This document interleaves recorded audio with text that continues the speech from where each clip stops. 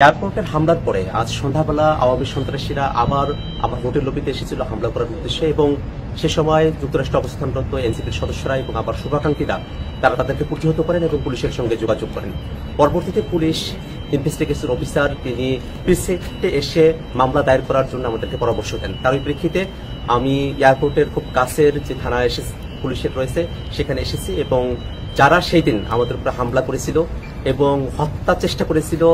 Rape threat দিয়েছিল, তাদের ব্যাপারে আমরা এখানে মামলা দায়ের করেছি এবং একই সাথে ইউএস পুলিশকে আমরা এই বিষয়টা অবহিত করেছি যে যারা এই ঘটনাগুলো যুক্তরাষ্ট্রে ঘটাচ্ছেন তারা বাংলাদেশে নিষিদ্ধ এমন একটি সংগঠনের সঙ্গে জড়িত, যারা গত বছর বাংলাদেশে গণহত্যা চালিয়েছেন, মানবতা বিরোধী অপরাধ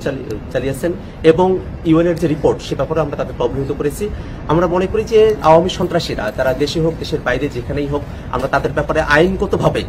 যে প্রতিকারের ব্যবস্থা সেটা আমরা গ্রহণ করব এবং আমরা এই কথা বিশ্বাস করি যে আওয়ামী সন্ত্রাসীরা তারা যত ধরনের অপরাধ করেছেন সেই অপরাধগুলোকে আইনগতভাবেই নিষ্পত্তি করা সম্ভব এবং আওয়ামী লীগ তার সন্ত্রাস নিয়ে বাংলাদেশে আর ফিরে আসার সুযোগ পাবে না।